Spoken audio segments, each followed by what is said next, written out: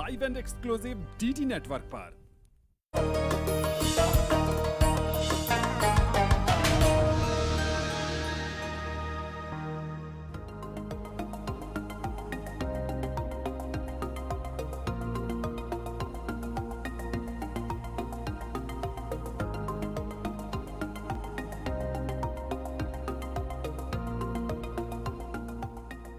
आदाब, नमस्कार, बहुत बहुत इस्तकबाल आप सभी का गुफ्तगू में। कहते हैं हिम्मत और मेहनत से आप अपना मुकाम बना ही लेते हैं, चाहे मंजिल कितनी ही दूर क्यों ना हो। ऐसी ही एक अजीम शख्सियत हमारे साथ आज मौजूद है, जिन्होंने अपनी बेहतरीन अदाकारी के दम पर अपना एक अलग मकाम हासिल किया। फिल्मी दुनिया की मशहूर हस्ती ब्रिजेंद्र काला।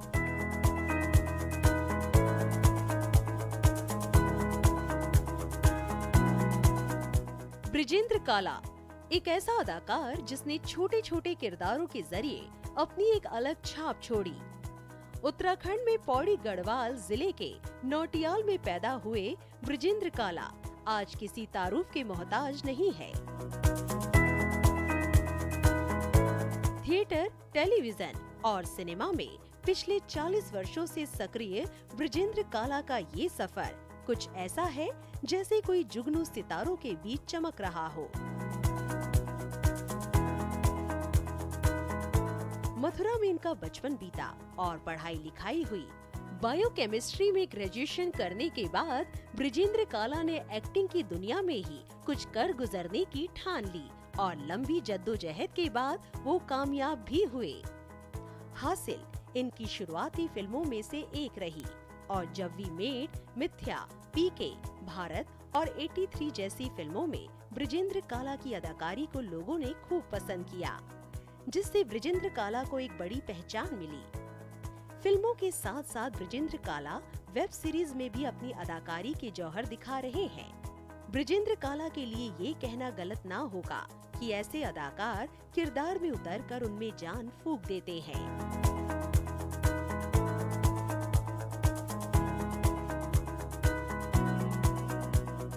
बहुत बहुत स्वागत आपका हमारे शो गुफ्तगू में। बहुत बहुत शुक्रिया।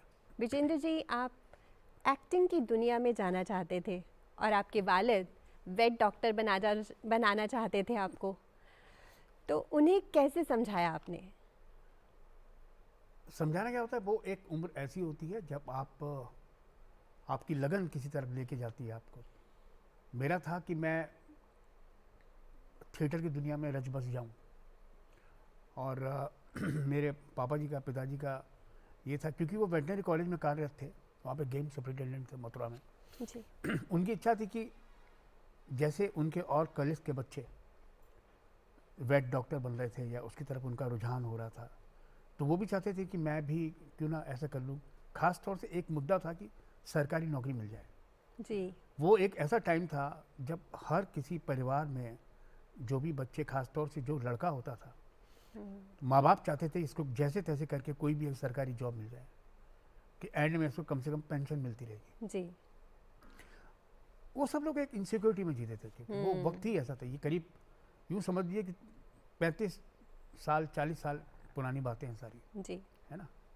वो समय इस तरह का था कि हर परिवार में हर बच्चे के बारे में इसी तरह से सोचा जाता था। लेकिन मेरा जहाँ तक एक रुझान इस तरफ बना हुआ था थिएटर की एक्टिविटीज़ की तरफ, तो ऐसा कुछ नहीं हुआ कि मैंने उनको बनाया, समझाया या कुछ बहलाया।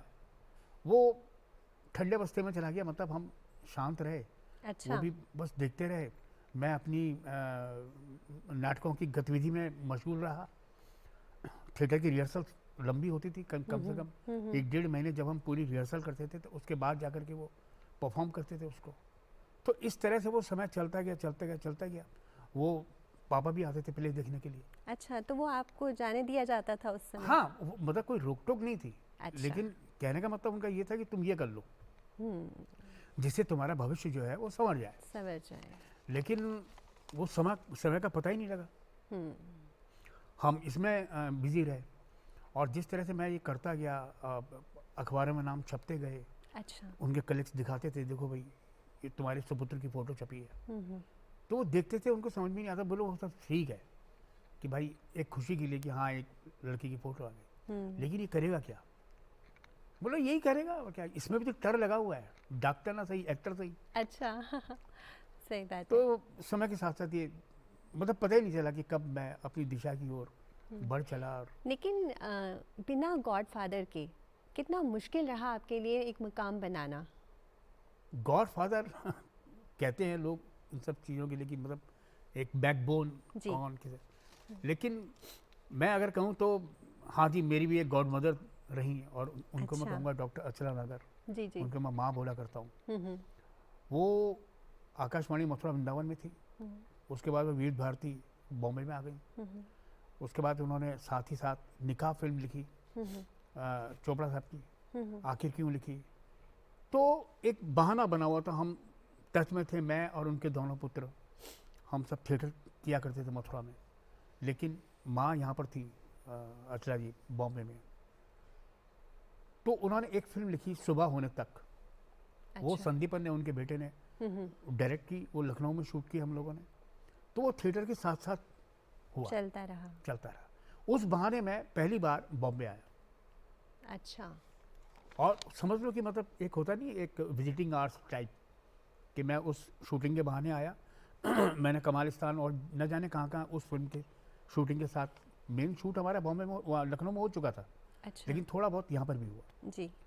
समुद्र देखा, बाकी सब देखा, सिद्धि विनायक सारे दर्शन करके, वो एक विजिट करके मैं वहाँ से चला गया। उसके बाद भी आया, मेरी तबीयत खराब हो गई और उसके बाद फिर मैं मथुरा चला गया, फिर थोड़ा बहुत थिएटर दूर हो गया क्योंकि तबीयत ठीक नहीं थी, फिर धीरे धीरे धीरे करके जो है वापस जुड़ा।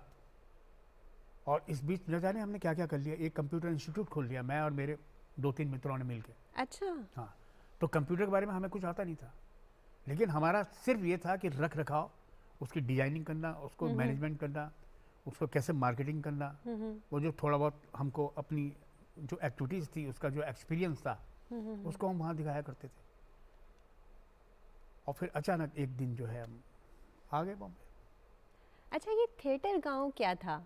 थिएटर गांव के बारे में भी मैंने सुना है। थिएटर गांव बस यूँ समझ लो कि एक ऐसी उड़ती हुई एक चिड़िया थी जो कि समझ में नहीं आ रहा था क्या बोला जाए। क्या है कि जब हम लोग थिएटर किया करते थे तो हमको मतलब आवाराओं में तो नहीं गिना जाता था, लेकिन उससे भी कम नहीं समझा जाता था, अच्छा। है ना, क्योंकि हम तो थे ही, हम, मैं, संदीपन या जो 2-4 सीनियर लड़के थे, उनके साथ साथ जो जूनियर लड़के लड़कियां जो काम करते थे थिएटर में, उनके घर वाले अपने बच्चों से भाई बहुत परेशान थे। वो प्ले देखने आते थे, उनको बड़ा मज़ा आता था, लेकिन वो जो महीना, 1.5 महीना, 2 महीना ये जो सर खपाई होती थी इस तरह की रिहर्सल्स में, उनसे उनको समझ में नहीं आता था ये हो क्या रहा है। उनको लगता था कि उनके बच्चे उनके हाथ से निकल रहे हैं। अच्छा। तो उन्हीं में से एक बच्चा जो हमारा एक मित्र आशुतोष, उसके फादर गर्ग साहब, जो कि चंपा अग्रवाल इंटर कॉलेज के प्रिंसिपल थे, हम एक फेस्टिवल कर रहे थे, मैं और संदीपन झोला लटकाए हुए कलेक्शन के लिए निकले थे, क्योंकि थिएटर फेस्टिवल करना है तो उसके लिए थोड़ी सी उगाही करनी है। पैसा तो चाहिए। जो भी बड़े बड़े रईस लोग शहर के अंदर थे, तो उनके वहाँ जाते थे, उनको एक सोविनियर के बारे में बताते थे कि थिएटर फेस्टिवल हो रहा है, इसमें एक सोविनियर छपेगी, वो सोविनियर में हम आपका विज्ञापन छापेंगे, है अच्छा। ना, ये 100 रुपये का है, ये 150 रुपये का है, ये 250 रुपये का है, ये 500 रुपये का है। तो वो वहाँ से लेकर के उनको कुछ टिकट दे के हम लोग ऐसे ऐसे शहर में एक विजिट कर रहे थे, इस तरह का हमारा यात्रा चल रही थी। तभी हमने रिक्शे में देखा कि मदर आशुतोष के फादर आ गए। उन्होंने हमको आवाज़, अरे काला, अरे नागर, हमने अनदेखी कर दी। अच्छा। फिर उन्होंने आवाज़ लगाई, अब रिक्शा भी तेज़ी से हमारे पीछे पीछे आ रहा था, और एट लास्ट हमने पलट के, अरे अंकल, प्रणाम किया। क्या हो रहा था? उन्होंने कहा अब फेस्टिवल की तैयारी हो रही है, पूरी मतलब देश से यहाँ से थिएटर ग्रुप आएंगे और वो प्ले करेंगे। और अच्छा अच्छा अच्छा अच्छा। फिर उन्होंने हमसे सवाल किया कि बेटा एक चीज़ बताओ, हाँ ये तो सब ठीक है, लेकिन तुम करोगे क्या? हमने कहा थिएटर। नहीं नहीं वो तो सब ठीक है, खाओगे क्या? हमने कहा ये नाटक से। नहीं नहीं भाई, ये तो तुम्हारा शौकिया है, काम क्या करोगे? तो हमने कहा हम तो यही करेंगे, ये इससे क्या होगा? एकदम दिमाग में एक सवाल अपने घूम रहा था जो और उसी को लेकर के हमने जवाब दे दिया कि मतलब नाट्य गांव बसाएंगे। अच्छा, वहाँ से निकला थिएटर गांव। नाट्य गांव बसाएंगे, हाँ। कहाँ बसाओगे? तो हमने कहा वो मथुरा वृंदावन के बीच में एक ज़मीन है, सरकार से मुख्यमंत्री से बातचीत चल रही है। अच्छा। तो होता क्या था कि मतलब हमारे जो अध्यक्ष थे हमारे उसके ग्रुप के, जी। भाटिया जी, मोहन स्वरूप भाटिया जी, वो बहुत रिनाउंड और बहुत ही पॉपुलर थे शहर में, और बाकी सब जगह मतलब उनको उनकी मान्यता थी, उनको सम्मान की नज़रों से देखा करते। वो हमारे ग्रुप के प्रेसिडेंट थे। तो इस तरह की बातचीत हम लोग किया करते थे कि मथुरा जो है रास की नगरी है, कृष्ण की नगरी है, रास होता है, रामलीला होती है, थिएटर भी होता है, नौटंकी भी होती है। तो ये एक ख्याल आया कि क्यों ना एक नाट्य गांव बसाया जाए जहाँ ये सारे कलाकार मिलके रहें और फिर टूर होते रहेंगे। इनका टूर देश विदेश, रासलीला का तो देश विदेशों में ट्रुप होता ही रहता था। तो वो एक ख्याल वो हमने, तो उन्होंने कहा नाट्य गांव बसाओगे? उन्होंने कहा हाँ बस नाट्य गांव बसाएंगे, सारे आर्टिस्ट वही रहेंगे और फिर देश विदेशों में शोज हुआ करेंगे। तो उनको ऐसा लगा जैसे उनके सर के ऊपर से निकल गया। अच्छा, समझ नहीं सके। तो उन्होंने नहीं समझ गए थे सब कि भाई ये तो बहुत ही ऊपर जा रहे हैं, बड़ा वाला काम करेंगे। है। तो रिक्शे वाले से कहा चल भाई आगे निकल। तो ये नाट्य गांव वहाँ से आया। जी, थिएटर के साथ साथ फिर आपने टेलीविज़न में भी काम किया और फिर उसके बाद सिनेमा। तो कितना आपका जो जद्दोजहद का समय था थोड़ा लंबा रहा, तो क्या क्या मुश्किलात आई? देखो क्या है कि ये किसी भी आर्टिस्ट के जीवन का प्रोसेस है। जैसे मैं आकाशवाणी में गया तो आकाशवाणी में कार्यरत नहीं था, लेकिन वहाँ बच्चों के कार्यक्रम और फिर ये क्या बोलते हैं रेडियो प्ले वगैरह किया करता था। उसके बाद फिर कोशिश की कि मतलब टेलीविज़न के लिए। तो जब बॉम्बे आया था तो उस वक्त तक सारे टीवी एकदम से लॉन्च हुए थे। जी टीवी था कि स्टार प्लस नहीं हुआ करता उस समय, मतलब होम टीवी था और टीवीआई था, बहुत सारे चैनल आ गए थे इस तरह से। वो टेलीविज़न का दौर तो था। टीवी का ऐसा वाला दौर था। हमारे ज़माने में तो मतलब टीवी का खंभा हमको हिलाना पड़ता था भाई। अगर क्रिकेट का कोई मैच देख रहे हैं या संडे को कोई पिक्चर आ रही है या बारिश हो गई है ना, तो वो क्या क्या होते थे। और मैंने मतलब बचपन में छोटेपन में मैंने ये भी लगाए, टीवी के एंटीनास भी लगाए, है ना। तो वो सब कार्य मैं कर चुका हूँ इस तरह से। तो वो एक जो रुझान था मेरा, चाहे वो संगीत के प्रति रहा हो, चाहे वो थिएटर के प्रति रहा हो, तो मेरा कहने का मतलब है कोई भी कलाकार है वो इस रास्ते से होकर के गुजरता है ना, टीवी से होकर के फिर उसके बाद सिनेमा की तरफ। तो उसकी आखिरी मंजिल ये होती है कि वो सोचता है कि मतलब कि मैं फिल्म्स करूँ, बाकी ना। और जब मैं आया भी था तब भी मेरे दिमाग में ये था कि मुझे सिनेमा करना है। लेकिन अचानक जब टेलीविज़न भी आ गया तो वो जो दौर था, वो जो ज़माना था सिनेमा का, वो बिल्कुल ही जिसे कहते हैं कि एक अलग ही तरह का था। उसमें हीरो भी सुंदर चाहिए, हीरोइन भी सुंदर चाहिए, विलेन भी सुंदर चाहिए, और सबसे बड़ी बात कि असुंदर भी सुंदर चाहिए ना। वो एक टाइम ऐसा था। मैं आपको एग्जांपल देता हूँ कि मेरे एक जानकार थे, डीओपी सर थे वो, अच्छा। खान साहब। उन्होंने एक चिट्ठी लिखी ना मेरे को एक, और बोले ये तुम दे देना वहाँ जाओ। और मैं फला जगह पे जाकर के मैंने बेल दबाई, दरवाज़ा खुला, एक पठान सा एक व्यक्ति जो है खड़ा हुआ। तो उसको पता चल गया था कि मैं आने वाला हूँ। अच्छा। मतलब मैं मीन्स ब्रिजेंद्र काला नाम का कोई शख्स आने वाला है। उसने देखा मेरे को, जी कैसे? मैंने कहा जी, मैंने लेटर दे दिया उनको। उन्होंने पढ़ा, तुम ही हो ब्रिजेंद्र काला? मैंने कहा जी। तो नीचे से ऊपर तक ऐसे ही देखा और आइए अंदर। अच्छा। बैठाया, वो देखते रहे मेरी तरफ। फिर सोचा कि चाय पियोगे? हाँ। मैंने पी लूँगा। चाय आ गई, बैठते रहे, सोचते रहे, दे दो, देखते रहे। फिर बोले बेटा मैं जो फिल्म बना रहा हूँ उसमें शत्रुघ्न सिन्हा है, सोनू वालिया है, आपका सतीश शाह है, ये है वो है, मतलब डैनी डंगप्पा है, विक्रम ये है। मैं जी मेरे को समझ नहीं आ रहा मैं तुझे कहाँ खड़ा करूँ। अरे तो मैं सोचता रहा मैं कि मुझे कहाँ खड़ा कर। तो मेरे को एकदम आइडिया है, मैंने कहा अरे ये सही है, ये सही ठीक कह रहे हैं, मुझे कहाँ खड़ा करेंगे। शत्रुघ्न सिन्हा सब छह फिटे, किरण कुमार, सोनू वालिया। तो अगर शॉट ऐसे ऐसे ऐसे लग रहा है तो कहेंगे अरे नहीं वो रह गया कहाँ। फिर मार्बल कैमरा नीचे आया, अच्छा ये भी है साथ में। मैं नहीं सही कह रहे हैं आप। मैं चला गया। तो आपको कभी डर नहीं लगा इस बात का कि हाँ ऐसे बड़े हाँ, कलाकारों में कैसे जी टिक जी पाऊंगा। हाँ, वो यही था। तो मैं भी अपने आप को टाल गया ना। अच्छा तो मैंने कहा हाँ नहीं सही कह रहे हैं आप, इनके साथ आप मुझे कहाँ खड़ा करोगे, मैं दिखूंगा ही नहीं, अच्छा। है ना। हम्म तो इस तरह की बातें, इस तरह की चीज़ें हुआ करती थी। वो दौर ही इस तरह का था। हम्म तो खैर मैंने हिम्मत नहीं हारी, और हिम्मत हारने की कोई बात ही नहीं थी। अब मैं आ चुका था तो आ चुका था। मेरे को राइटिंग का भी शौक था क्योंकि मैं थिएटर करता था, तो मैंने थिएटर में कुछ कुछ प्लेस जो है वो लिखे भी थे, और शौक था। और दूसरी बात, क्योंकि माँ असला जी की संगत में था मैं, तो उनको मैं असिस्ट भी करता था राइटिंग में। जी तो उनके साथ में काफ़ी सारी पिक्चरों में मैंने उनको असिस्ट भी किया। उसके बाद फिर चंदर बहल साहब मिले, उनको मैं असिस्ट करता था डायरेक्शन में, तो एडी बन गया उनका। और उनको था कि वो मान के चलते थे कि भाई ये जो है लड़का, ये पुर्जा ऐसा है, स्टेपनी है, अगर कोई एक्टर आया नहीं तो इसे खड़ा कर देंगे, अच्छा तो एक्टर भी है ये सोच करके सब कुछ है। हुआ करता था।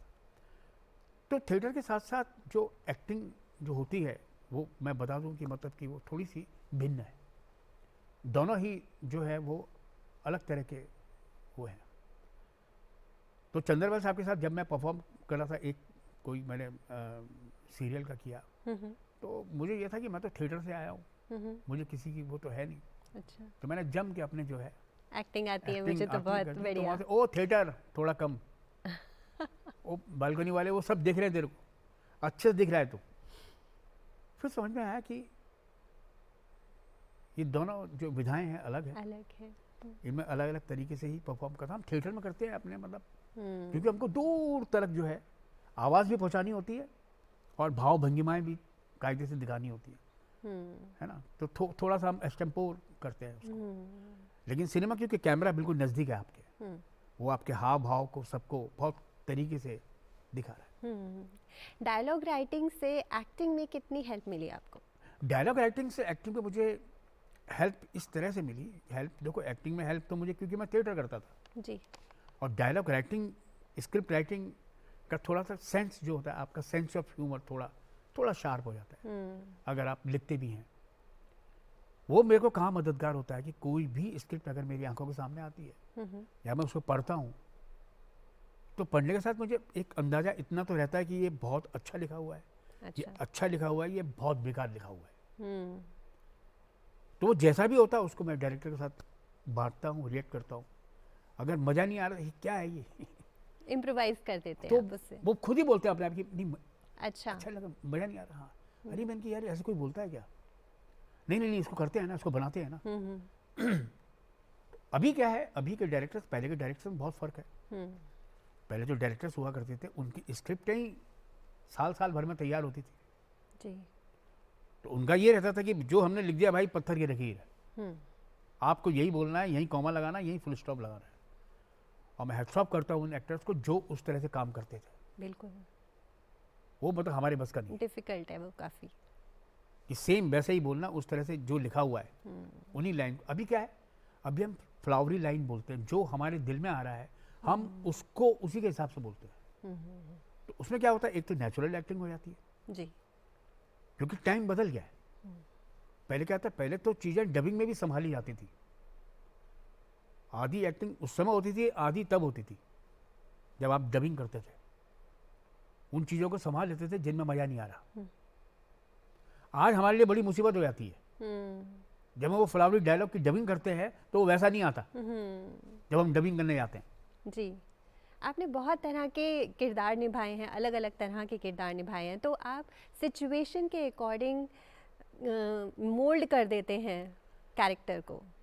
हाँ, सिचुएशन अकॉर्डिंग क्या, देखो जैसे कि मेरी इच्छा नहीं होती कि मैं मतलब किसी कोई भी कैरेक्टर हो, वो चाहे मुर्दा कैरेक्टर क्यों नहीं हो, उसमें उस कैरेक्टर में अगर जान नहीं भी है ना, तो कोशिश करता हूँ कि इसमें थोड़ी जान फूकी जाए, सामने वाले को देखने वाले को थोड़ा सा इंटरेस्ट तो पैदा हो।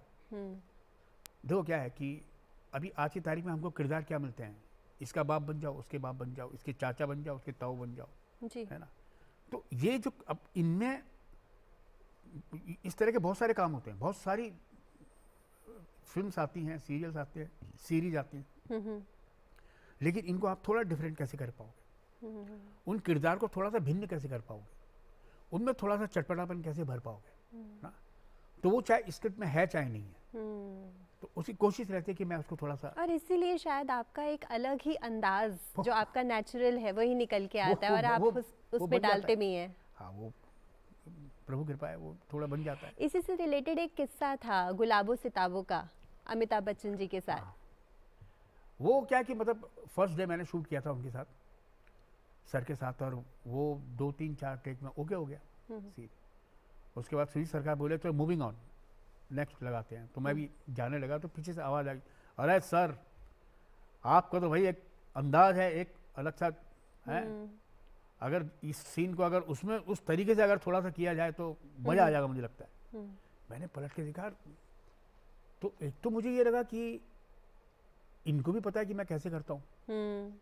दूसरा मुझे ये लगा कि मैंने वैसा नहीं किया जैसा मैं करता हूँ, अच्छा। कि भाई आपका तो एक अलग अंदाज। तो मुझे लगा मैंने कैसा कर दिया ये, तो मैंने वैसे किया जैसा सुजीत ने चाहा। मैंने सुजीत अब देखा, सुजीत ने देखा, बोला हाँ ठीक है एक कर लेते हैं।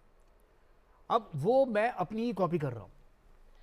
अच्छा। समझे, वो एक उनकी संतुष्टि के लिए होता नहीं कि मतलब कि हाँ भाई डायरेक्टर को ठीक है ओके हो गया, उन्होंने कहा नहीं वो जैसा आप करते हो थोड़ा सा वैसा करो, वो वाला करो। हाँ।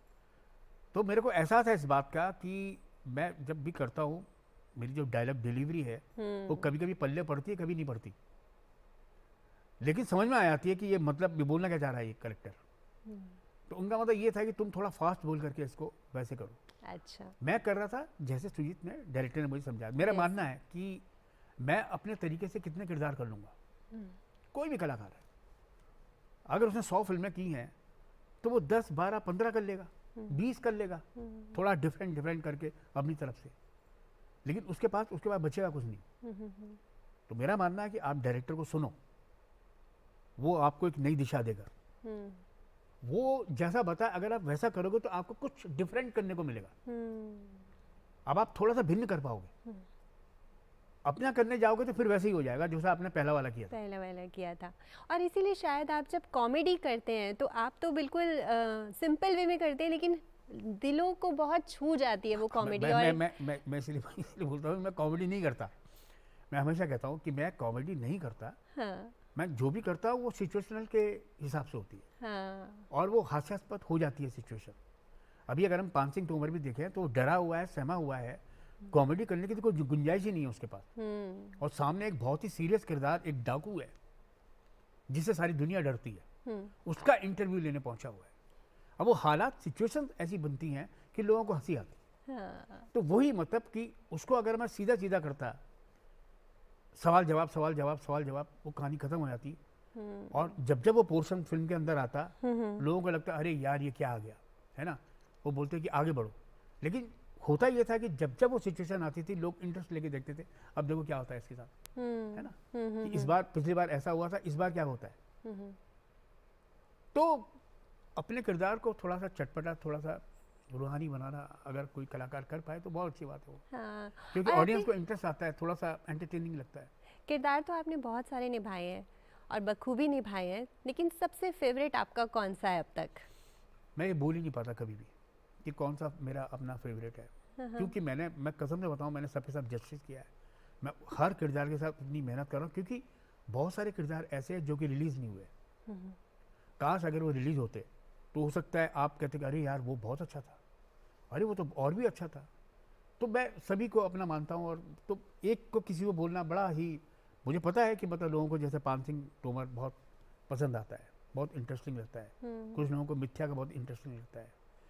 उसके बाद फिर जब भी मैं, और ये जितनी पॉपुलर फिल्में हैं पीके, वो इसलिए क्योंकि वो बहुत दिखी हैं लोगों ने। जब भी मेट, हाँ, उसमें भी आपका किरदार बहुत अच्छा था। वो छोटे छोटे 2-2 सीन के, 2.5 सीन के जो किरदार हैं उस तरह से, है ना, वो जहन में इसलिए बस गए हैं क्योंकि वो बहुत इंटरेस्टिंग तरीके से बने हैं। और दूसरा ये कि बहुत पॉपुलर फिल्म्स हैं दोनों, और टीवी पे मतलब आए दिन कोई ना कोई पिक्चर आई जाती है किसी न किसी चैनल पे।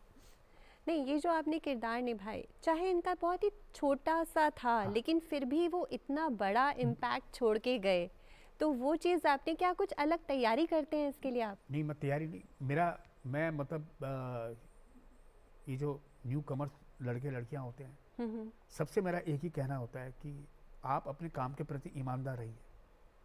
अगर आपने ये सोच लिया कि ये 1-1.5 सीन है, इसे कौन देखेगा, और आप कर गए, आपने एक चेक लिया और चले गए, तो मैंने कहा ऐसे बात नहीं बनेगी। आप उस 1-1.5 कैरेक्टर में इतना कर दो कि डायरेक्टर प्रोड्यूसर आपस में बात करें कि इसकी 1-2 सीन और नहीं है क्या, कि नहीं सर इतना ही था, अच्छा हाँ। वो आपकी चर्चा करने लगे, वो आपकी बात करने लगे, उनकी प्यास ना बुझे। अगर आप उसे टाल गए तो आप तो ऐसे टालते रहोगे, क्योंकि आपको 1-1.5 सीन ही मिलेगा शुरू में। आपको सीन बड़े तब मिलेंगे ना जब आपने वो काम बहुत अच्छा किया होगा। बिल्कुल। तो आपको 3 सीन का काम देंगे, 30 का देंगे, 13 का देंगे, है ना, वो तब बनेगी बात। लेकिन आप उसे टाल जाओगे तब तो उतना ही रहेगा। तो शुरुआती दौर में जब आपको भी बहुत कम काम मिलता था, तो किस तरह से आप अपना घर और सब कुछ संभालते थे? या क्या है पूजा कि जब मैं शुरू में जब मैंने ये किया, टीवी किया, तो टीवी के टाइम पे ठीक है, मैं रेगुलर शूटिंग चलती रहती थी, आपकी किचन बढ़िया चलता रहता। मेरी शादी हो चुकी थी, मेरी बच्ची जुनाई आ चुकी थी, वाइफ मोदिता आ चुकी थी, मेरी माँ भी थी साथ में। लेकिन ऐसी सिचुएशन में क्या होता है कि आपका मन करता है मैं फिल्में करूं। वो थोड़ा सा एक दौर था जब मैंने टीवी से सिनेमा के लिए कदम बढ़ाया। अब जब भी मैट थी वो, और लास्ट सीरियल थे मेरा जब लव हुआ। अच्छा। है ना, और जब भी मैट आई थिंक तभी इम्तियाज के दिमाग में भी आई होगी सब क्या कर रहे हैं। मैंने कहा जब लव हुआ तो जब भी मैट सेट हो अच्छा, गई। वहीं से। हाँ। और उसके बाद जो है जब वो आ गई फिल्म, थोड़ी सी एक लोगों के बीच में बातचीत होने लगी उस किरदार की, तब मैंने टीवी बंद कर दिया। लेकिन उससे पहले भी आपने कुछ फिल्म की थी? उससे पहले मैंने मेरी अगर आप पहली पूछोगे कि फिल्म? मेरी पहली फिल्म कौन सी थी, तो तब मैं मथुरा में ही था। तब उस वक्त मैंने तुम लौट आओ एक फिल्म थी, वो मैंने पहली बार कैमरा फेस किया था दिल्ली में। अच्छा। उसके बाद हासिल? नहीं, हासिल बाद में आई। उससे पहले मैंने सुबह होने तक, मैंने बताया ना बातों में कि जब हम थिएटर कर रहे थे, जिसके बहाने मैं बॉम्बे आया था, तो वो फिल्म की थी मैंने सुबह होने तक। अच्छा। और कमर्शियली अगर उस हिसाब से देखा जाए तो मैं माँ के साथ एक फिल्म की शूटिंग के लिए मैं हैदराबाद मद्रास गया था। वो थी मेरा पति सिर्फ मेरा है। अच्छा। 89 की बात है वो फिल्म मैं माँ को असिस्ट करने गया था, और मेरे को था उस वक्त कि मतलब एक्टिंग तो मैं करूँगा ही, कोई ना कोई एक सीन तो मैं करूँगा। और वो सबसे इंटरेस्टिंग बात मैं बताऊँ उस समय कि एक किरदार था दूध वाले का। अच्छा। जो कि आता है, वो जीतू जी के घर में, वहाँ दरवाज़ा रेखा जी खोलती हैं, उनकी पत्नी होती है राधिका जी, लेकिन दरवाज़ा रेखा जी खोलती हैं। तो ये दूध वाला चौंक जाता है कि मतलब ये कौन आ गई, लगता है किसी गलत घर में आ गया मैं। वो सीन होना था, और मैं माँ के साथ रात को बैठ करके स्क्रिप्ट पे काम कर रहे थे हम लोग, वो सीन को रिराइट कर रहे थे। होता है ना कि आप कौन कौन से सीन होने हैं जी। तो उनसे बातचीत करके उन्होंने ये सीन भी प्लान कर रखा था। तो मैं क्योंकि उनका बहुत बड़ा फ़ैन था, रेखा जी था, मुझे नहीं पता था ये सीन मुझे को करना है, मुझे लग रहा था कोई और करेगा। तो मैं दूध वाले की लाइन कटवा रहा था। अच्छा। और रेखा जी की बढ़ा रहे थे हम। नहीं नहीं, ये तो रेखा जी बोलेंगी, इसको ये बोलने की जरूरत ही नहीं है, इसकी हिम्मत ही नहीं है ये ऐसे कुछ बोलेगा इनसे। अच्छा। और वो अगर वो 10 लाइनें थी, वो कट कुटा के 5 लाइन हो गई। ओह। ठीक है। उसके बाद क्या हुआ कि बहुत बारिश हो गई, और ये मुझे याद है कि मतलब वो 5 जुलाई का 5 या 7 जुलाई में शूट हुआ था वो। ये बारिश के टाइम की बातें थी, भयंकर बारिश हो रही थी वहाँ पे। और बॉम्बे में भी टेक ऑफ लैंडिंग की प्रॉब्लम हो रही थी उस वक्त। कोई कलाकार यहाँ से पहुँच नहीं पा रहा था, और वो बार बार मुझसे सुनते थे, हाँ एक बार फिर सुना। तो मैं स्क्रिप्ट सुनाता था, सीन सुनाता था वो, जी। तो उसको वही एक्टिंग करके सुनाता था। तो मैं शाम को वेट कर रहा था वहाँ होटल में, ये लोग पैकअप करके वापस लौटे। तो वो जो चीफ एडी थे उन्होंने बोला तैयार हो ना सुबह 7 बजे, अम्बा के साथ सीन है। मैंने कौन सा सीन है, किसके साथ है? बोला रेखा जी के साथ। कौन सा? बोला दूध वाले का। अरे मैं नहीं करूँगा वो घबरा गया एकदम। क्यों नहीं करेगा? अरे मैंने कोई और सीन करूँगा मैं यार। क्यों? मेरे को ये था, ये तो वैसे ही मैंने आधा काट काट के बराबर कर दिया। दिया था अच्छा। माँ से मिलके। और दूसरा ये कि कुछ और सीन करेंगे जिसमें कुछ और होगा, जबकि मुझे पता था कुछ और ज़्यादा सीन्स थे नहीं इस तरह के। एक सब्जी वाले का था कि एक फलाने वाले का था। अच्छा। इस तरह के। तो मेरे को लग रहा था कुछ और इंटरेस्टिंग सीन होगा, वो करूँगा मैं। तो उन्होंने बताया सुनो ये बहुत बढ़िया सीन है, इससे अच्छा सीन कोई पूरी पिक्चर में नहीं है। मैंने कैसे बढ़िया सीन है, बोले इसमें सिर्फ तुम दो ही हो, रेखा जी तू रेखा जी। फ्रेम ऐसे कटेगा ऐसे कटेगा। उसने पूरी एडिटिंग करके मेरे को समझा दिया। मैं ठीक है, तैयार हो गया मैं। लेकिन सारी रात नहीं सो पाया मैं, क्यों? क्योंकि सुबह रेखा जी के साथ सीन है। अरे एक मथुरा से एक लड़का आया हुआ, मतलब हाँ, उसको सीधे ऐसे वाला वो भी रेखा जी के साथ काम मिल जाए तो ये बड़ी बात है कि बहुत एक बड़ी बात। मथुरा हालांकि- से आप आके यहाँ पर हाँ। आपने अपना एक मुकाम हासिल किया। तो वो ऐसी सिचुएशन थी, उस वक्त मैं छोटा भी था, और दूसरा ये कि मैं देख रहा था, मैं तो इतने बड़े बड़े आर्टिस्ट जो कि मतलब एक कमर्शियल फिल्म इतनी बड़ी, उसमें मैं काम कर रहा था। बॉम्बे से हैदराबाद, हैदराबाद से मद्रास, मतलब फर्स्ट टाइम मैंने फ्लाइट अटेंड की थी। अच्छा। वो जंबो बड़े वाले जहाज होते थे उस वक्त, है ना, स्क्रीन लगे होते थे टीवी उधर जहाज में। तो ऐसी वाली सिचुएशन में जब मैं गया वहाँ पे, तो अगले दिन मैंने किया वो सीन उनके साथ। बड़ा अच्छा लगा मुझे, आज भी एहसास है। पीठ थपथपाई थी अरे वाह। रेखा जी ने। तो वो एक ऐसा चटपटा किस्सा है बस। लेकिन अभी भी मैं वो सीन देखता हूँ ना, तो मैं दिख रहा है साहब कि मैं एक्टिंग कर रहा हूँ। परफॉर्म करना एक अलग होता है, हाँ, पहले की चीजें देखते हैं तो आपको अब एक अलग तो तरह से लगता है कि दिखता हाँ है। ये एक्टिंग है भाई। लेकिन जब आप मुंबई आए थे तो भी एक किस्सा है 2 जून का। हाँ वो तो मतलब चित परिचित किस्सा है वो, इस तरह का कि मैं पहले आ चुका था, मेरी तबीयत खराब हो गई, मेरी माँ आई है, मुझको यहाँ से लेके चली गई। कुछ दिन मैं वहाँ पे रहा, तो सब बोले कि कुछ नक्षत्र ठीक नहीं बैठ रहे हैं, बम्बई तुम्हें रास नहीं आ रहा। अच्छा। हाँ मैंने कहा ऐसे ही है। तो यही जो कंप्यूटर वाले दोस्त हमारे आशुतोष गर्ग, उनके भाई ज्ञान प्रकाश गर्ग, वो यहाँ पे इनकम टैक्स किसी डिपार्टमेंट में काम करते थे, वो बॉम्बे आ चुके थे। तो वो एक दिन मुझे मथुरा आए हुए थे, वो उनकी मुलाकात हुई। उन्होंने बोला काला बाबू एक टोटका है, अगर अपना सको। टोटका है। हाँ मैंने क्या, 1 जून की टिकट कराओ मथुरा से फ्रंटियर में या डीलक्स में, और 2 जून को तुम बम्बई पहुंचो। तो मैं कसम से बता रहा हूँ कि कम से कम 2 जून की रोटी तुम्हें मिलेगी। हाँ अच्छा, हाँ टिकट करा ली। उससे बीच में कई ऑफर आए, अच्छा। कई लोगों ने कहा कि चलो चलो चलो चलो। नहीं नहीं, टिकट बुक है हमारी। नहीं जाना। कब है भाई? जून। अरे पागल, बहुत दूर है वो। हम कह रहे हैं अभी चलो। नहीं नहीं, जाना ही नहीं है। और मैं नहीं गया, सीधे 1 जून को निकला। 1 जून को ही गए। उस वक्त मदर भी थी, सिस्टर भी थी, हम लोग, शादी नहीं हुई थी मेरी। और तब मैं सीधा 1 जून को निकला, 2 जून को वहाँ पहुँचा। पर मेरे जहन में नहीं थी बात कि ऐसा कुछ इसलिए हो रहा है सब। वो बात होती गई, चलती गई चलती गई चलती गई। उसके बाद सीरियल करता गया, थिएटर भी किया मैंने, है ना। फिर मेरी शादी भी हो गई 96 में। हाँ, और बस फिर बाद में एहसास हुआ कि हाँ वो टोटका है जो रास आया। हाँ, वो 2 जून का टोटका रास आ गया आपको। आपने शादी के बाद, जैसे एक्टर्स की जो लाइफ होती है उसमें हमेशा बाहर रहना पड़ता है, बाहर काम करना पड़ता है, और फैमिली को भी टाइम देना होता है, तो कैसे तालमेल बैठाते हैं इसका?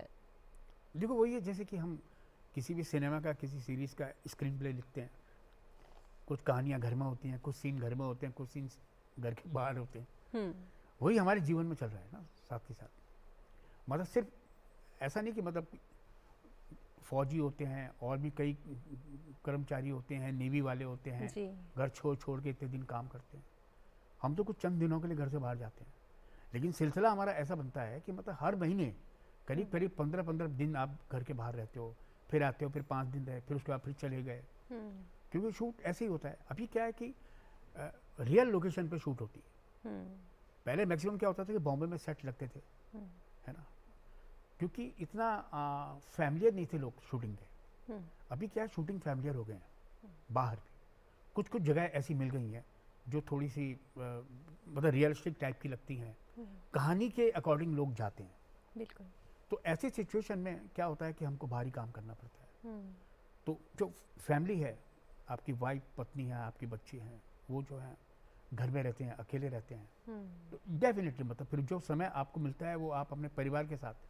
तो मेरा मानना है कि हमारे जीवन की सफलता में उनका भी उतना ही हाथ है, उतना ही योगदान है, बिल्कुल। जितना हमारे नक्षत्रों का है ना।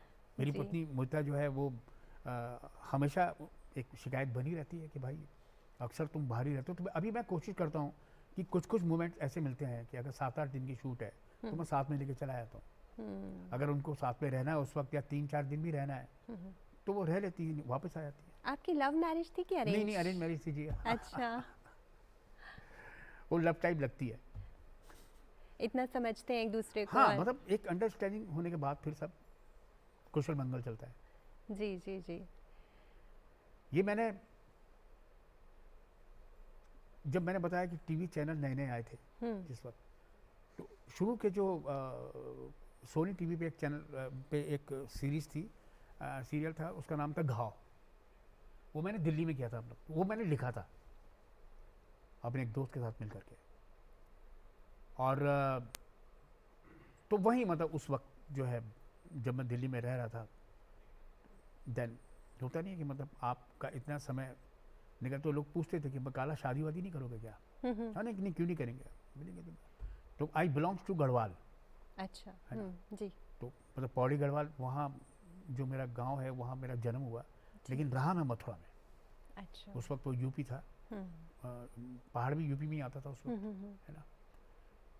तो बस इसी सिलसिले में बातचीत हुई और शादी हो गई। आपने इतनी शूटिंग के दौरान, आपका इतना बड़ा सफ़र रहा, तो शूटिंग के दौरान कोई ऐसा दिलचस्प किस्सा जो आज आप शेयर करना चाहें? शूटिंग के दौरान तो देखो वैसे तो आए दिन कुछ ना कुछ इस तरह से इंटरेस्टिंग होते रहता है। हाँ। जैसे मैंने गुलाब उस्ताद का किस्सा बताया, ये है ना। कोई प्रैंक किया हो, कुछ नहीं, ऐसा प्रैंक हुआ हो? तो नहीं, प्रैंक तो कुछ नहीं हुआ इस तरह अच्छा। से।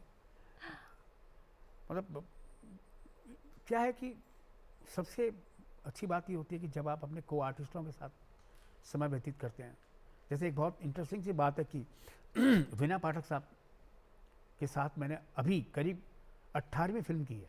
अच्छा। है ना। तो मतलब हम दोनों ने सबसे ज़्यादा काम एक दूसरे के एक साथ साथ किया है। उन्होंने भी और मैंने भी। तो ये तो जब भी हम मिलते हैं तो बहुत ही उसको फेस्टिवल की तरह मनाते हैं। मतलब रोज वो फ़ोन करके मतलब कल भाई चलें आज बाहर कहीं कॉफ़ी पीते हैं, कुछ ये करते हैं, एंजॉय करते हैं, है ना। तो ये कुछ पल ऐसे होते हैं, चाहे वो संजय मिश्रा हो, चाहे सौरभ शुक्ला हो, हेमंत पांडे हो, बहुत सारे मित्र हमारे ऐसे हैं, विजय राज हैं, है ना, कि कॉमन जब हम मिल जाते हैं तो वो शूटिंग नहीं लगती फिर। और ऐसा कभी नहीं हुआ कि हम लोग बॉम्बे में कभी अलग से मिले हों। अच्छा। जो भी हमारी बैठकें हुई हैं, जो भी हमारी मुलाकातें हुई हैं, सब शूट पे हुई हैं। क्योंकि मिनिमम 3-4 दिन से लेकर के 10-15 दिन तक हम लोग साथ रहते हैं। शूट किया, फिर शाम को बाहर निकल गए, है ना, या बीच में गैप हुआ तो शहर देखने निकल गए जहाँ भी हम शूट कर रहे हैं। तो मतलब आप काम को भी एक फन की तरह करते हैं वो साथ में। बहुत आवश्यक है, बहुत ज़रूरी है। जैसे मैं सेट पे भी ना, कई एक्टर ऐसे होते हैं कि जो सेट पे बिल्कुल ऐसे गंभीर बैठे रहते हैं, आपको लगेगा इनको डिस्टर्ब करें कि नहीं करें। ऐसा लगता है कि शायद अगर वो इस तरह से रहेंगे तभी वो अपने किरदार में जा पाएंगे, अगर वो इस तरह से नहीं रहेंगे तो अपने किरदार में नहीं जा पाएंगे। और उनके साथ आप लाइवली अगर बिहेव करने लगे, बैठने लगे, तो हो सकता है वो चिढ़ जाएं कि यार तुम मतलब सीरियस नहीं हो अपने काम के प्रति। और फिर उसके बाद वो बोलते भी हैं कि क्या काम करते हो तुम यार। तो हम यही बोलते हैं उनसे कि आप फ्री रहो। विजेंद्र जी, आप तो सबके फेवरेट हैं, लेकिन आपका फेवरेट कौन है? इंस्पायर्ड कौन, किससे हैं आप? मैं मतलब अगर आप सुनोगे तो आपको हंसी आएगी कि बचपन में मैं राजेश खन्ना साहब, दिलीप साहब, उस बाद में आए अमिताभ जी, धर्म जी, इनकी फिल्में देखने के, इनको छोड़ो तुम, मैं मतलब बचपन में रहता था सिर्फ एक फिल्म देख लूँ कोई। अच्छा। तो चाहे वो जोगिंदर साहब की फिल्म ही क्यों नहीं हो, रंगा खुश। तो वो एक मेरा ऐसा बचपन का शौक था इस तरह का ना, कि पता नहीं सिनेमा था मेरे अंदर बहुत शुरू से ही था। और दूसरा ये कि सारे स्पोर्ट्स खेलता था मैं। अच्छा, स्पोर्ट्स भी। जैसे फुटबॉल का मैच खेलने के लिए गया, लेकिन वहीं से कोई पिक्चर देखने निकल गया, और मुझे लौट के आते थे, निक्कर पहने होते थे, हाथ पैर धो करके, फिर घर में घुसते थे, सबको लगे कि हाँ फुटबॉल खेल के आया है। और फिर रात को छत पे जो है कहानी सुना रहा है फिल्म की, स्टार्ट टू फिनिश। केंद्रीय फिल्म बोर्ड 17 नंबर 17 रील्स की फिल्म है, वहाँ से शुरू करता था एंड तक, और सबको रहता था, सब इंटरेस्टिंग तरीके से सुनते थे। तो मुझे लगता है कि ये जो आपका जो नरेशन या इस तरह की जो कहानी गढ़ना, ये लगता है बचपन में मुझे वहाँ से आया। तब मेरे मतलब वो फ़ैन हुआ करते थे, मैं उनका, खन्ना साहब का, दिलीप साहब का, बच्चन साहब का, इनका मैं दीवाना था। लेकिन धीरे धीरे धीरे मुझे समझ में आया कि एक्चुअली में मेरी जो दीवानगी है वो है कन्हैयालाल जी और ओम प्रकाश जी की। अच्छा, समझे? ओके। हाँ, क्योंकि वो जो लाइवली किरदार करते थे और जिस तरह से अब मैं करता हूँ, तो मतलब मेरे गुरु वही हैं ना। ओटीटी पे भी आजकल आप काम कर रहे हैं? हाँ, अभी तो डेफिनेटली। आजकल क्या नया कर रहे हैं? अभी ओटीटी पे अभी मैं एक करके आया हूँ, एक सीरीज़ की है मैंने, उसका नाम है सिग्नल। अभी शायद उसका नाम कुछ चेंज हुआ है, और वो शिकिया की है जिनकी कटल थी। और एक और की है मैंने, रोड साइड ओपेरा। अच्छा। वो भोपाल में शूट किया है, वो भी कंप्लीट हो गई है। अभी मर्डर मुबारक मैडम की एक फिल्म है, वो की है। स्वरगुण संपन्न मैडम की है, वो की है। रूमी की शराबत, वो भी मैडम की है, वो की है। तो अभी काम तो बहुत सारा है, काम बहुत क्योंकि मतलब आने वाला है और आगे भी जो शूटिंग्स बाकी हैं। तो मेरे को खुद ही याद नहीं रहता कि मतलब कौन से कब आ रहा है। एकदम अचानक किसी का भी अनाउंसमेंट आया था कि मतलब कि ये रिलीज हो रही है। अच्छा, हमने एक बात सुनी थी आपके लिए कि आपने पहली मुलाकात में अपनी वाइफ को गाना सुनाया था और आप गाते बहुत अच्छा हैं। मेरा क्या था कि बचपन में जैसे होते नहीं कि आप स्कूल में हैं तो प्रार्थना में गाते हैं, थोड़े बड़े हो गए तो फिर उसके बाद घर में भी जब आप गाने वाने लगते हैं तो घर में वैसे तो आपकी कोई कदर नहीं है कि थिएटर नहीं करने देंगे पापा जी, ये नहीं करने देंगे, लेकिन कोई भी अगर गेस्ट आएगा तो आवाज़ देते थे, इधर आ भाई, हाँ वहाँ कोने में खड़ा हो, सुना गाना सुना दे, जो भी रिलेटिव्स आए ना उनको। तब खड़े होकर आराधना का गाना, कोरा कागज था ये मन मेरा, वो गा दिया इस तरीके से। शादी के टाइम पे तो क्या हुआ कि मतलब कि एक फिल्म सी बन गई मेरी अपने आप जीवन में ही ना, कि मतलब मैं पहली बार जब अपनी वाइफ से भी मिला था तो जिन लोगों ने भी परिचय कराया था उन्होंने काला बहुत अच्छा गाते हैं। अच्छा। हाँ, तो वो तो नहीं, लेकिन हाँ हमारी सासू जी बोली कि भाई सुना दो कुछ सुना दो। तो क्या सुनाया था आपने? तो फिर मैंने 2 लाइन गुनगुनाया था, वो था, जीवन से भरी तेरी आँखें मजबूर करें जीने के लिए, सागर भी तरसते रहते हैं तेरे रूप का रस पीने के लिए, जीवन से भरी तेरी आँखें। क्या बात है, बहुत बढ़िया, बहुत बढ़िया। वाकई आपकी आवाज़ बहुत अच्छी है। और से जब शादी हो गई उसके बाद जब पार्टी वार्टी होती है तो मैं, क्योंकि दिल्ली में शादी हुई थी और मेरे जो मित्र थे नेशनल स्कूल ऑफ ड्रामा के, वहाँ मैं एक इनविटेशन देके चला आया था। और वहाँ का माली का काम संभालते थे बाले गुरु, तो उनको मैंने कार्ड दिया था कि तुम तो जानते ही हो किस किस को आना है। बोला हाँ मैं बता दूंगा सबको। मैं चला गया। उसके बाद दूल्हा दुल्हन बैठे हुए हैं स्टेज पे, मेरे मम्मियाँ ससुर आए, उन्होंने मेरे कान में कहा गुरु तुम तो गा लेते हो बड़ा अच्छा। मैंने कहा नहीं मतलब ऐसी गुनगुनाता, नहीं फिर भी। तो मैंने गुनगुनाना शुरू किया और गाना था ये, वो शाम कुछ अजीब थी। अब मुझे लगा बहुत धीरे गा रहा हूँ मैं, और बगल में बीवी है, नई लड़की, उसको लग रहा है कि गोड़ ना दे कहीं ना, मामा जी के सामने इज्जत ना उतार दे, तो मुझको भी लगा खुल के गाना चाहिए। अच्छा। वो शाम भी अजीब है, वो फिल्मी आस पास थी, वो आज भी करीब है वो शाम। मैं गाया और मैं क्या दिख रहा हूँ कि हाथ में गिलास लेकर के और छोले वोले अपना मतलब चखना चबाना उनको वहाँ मिल गया था, सब अपनी ले गए आ रहे थे, वो सब जमा हो गए। अच्छा। और मैं गा रहा हूँ, समझ में नहीं आ रहा गाना रोकूं इनकी तरफ रिएक्ट करूं। सब एंजॉय कर रहे थे। सब आ गए एकदम अपनी थाली लेके। बहुत बढ़िया। विजेंद्र जी, आप फुर्सत के लम्हों में क्या करना पसंद करते हैं? फुर्सत के लम्हों में घर के काम बहुत सारे काम बाकी हो जाते हैं, पेंडिंग काम काफ़ी बचे हुए होते हैं। बाकी संगीत से मुझे इतना प्यार है कि मैं जब सुबह उठता हूँ तो मैंने मतलब इसका विविध भारती का ऐप भी लोड कर रखा है, वो सुनता हूँ। और टीवी पे हो कहीं भी हो, मेरे पुराने गाने जो हैं वो हमारे पापा जी के ज़माने के गाने, वो सबसे पहले चॉइस होती है। पहले वो चॉइस नहीं होती थी अपनी, पहले हम सिर्फ किशोर रफ़ी वैसे ही सुना करते थे जी। लेकिन वो पुराने गाने जो है जो पापा सुना करते थे उनमें मज़ा नहीं आता था उस वक्त, लेकिन अब सिर्फ उन्हीं में मज़ा आता है। क्या तो वो है फुर्सत के पलों में वो चलते रहते हैं। हाँ। बाकी सारे काम निपटाते रहते हैं, घर के इधर के उधर के, स्क्रिप्ट सुनना और वो सारी चीज़ें रहती, डबिंग, बहुत सारे काम, इतने सारे काम पेंडिंग रहते हैं कि वो मतलब सिमट नहीं पाते।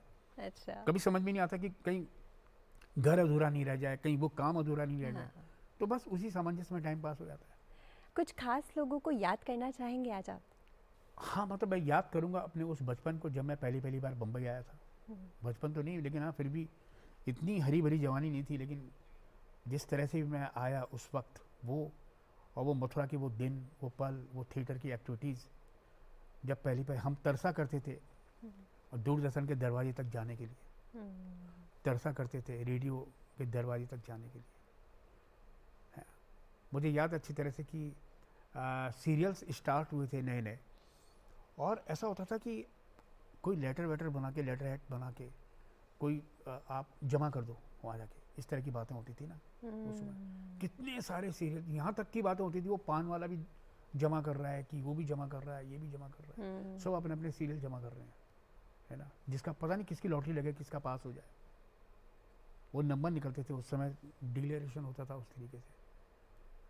तो वो वक्त याद आता है जब आप इस तरह से ऐसे उसमें इंटरव्यू करते हो या ऐसे। आपके संघर्ष के दिनों के कोई साथी जिन्हें आप याद करना चाहें? संघर्ष के जो क्या है, संघर्ष के दिनों के तो मोस्टली वो साथी हैं।